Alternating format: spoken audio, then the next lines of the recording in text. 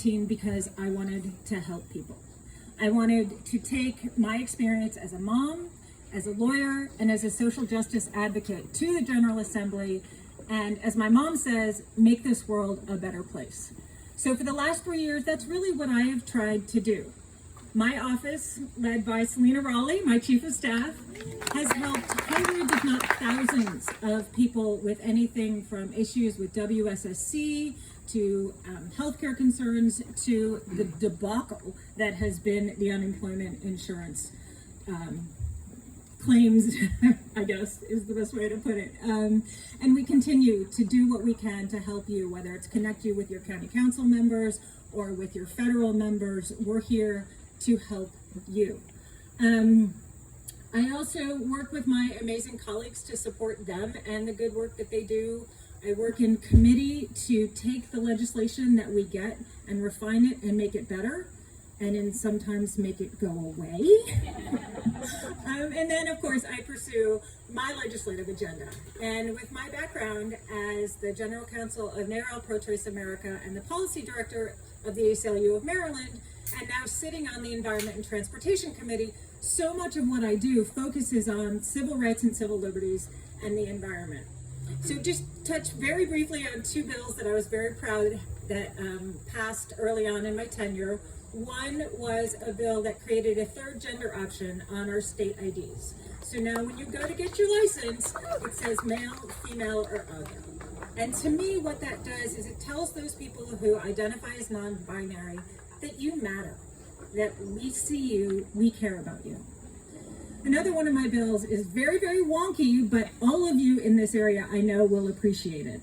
So everybody remembers the massive floods that we had, Canal Road, River Road being flooded, where my Fenway, that crater in Fenway. Yeah.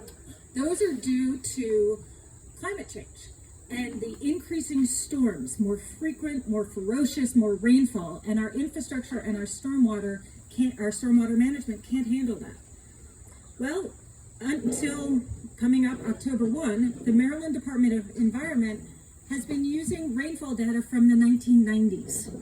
And so thanks to a bill that I sponsored and my colleagues here helped to pass, they will now be using up-to-date rainfall data. So kind of excited about that.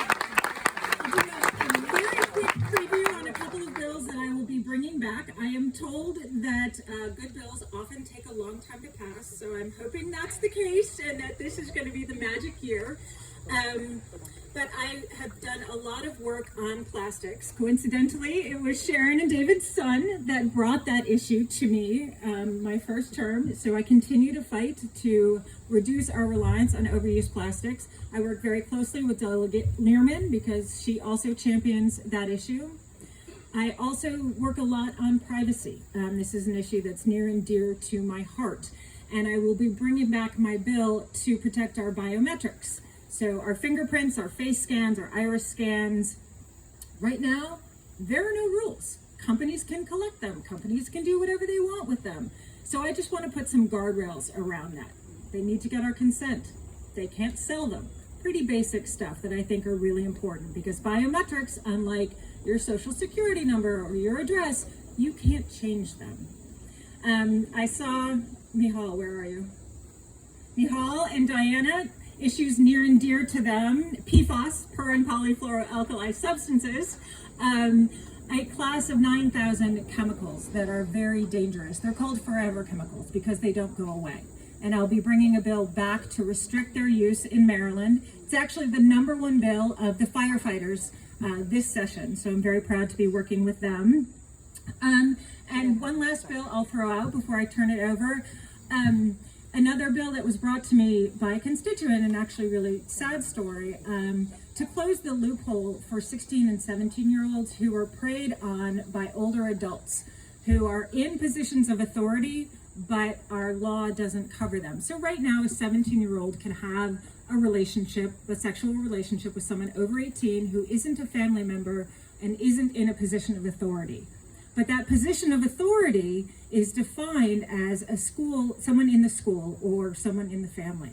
It doesn't cover the private school guitar teacher or the private guitar teacher, not private school, private guitar teacher, or the fencing instructor, or the scout leader. And so this bill would close that loophole. Before I turn it over, I just saw two more people that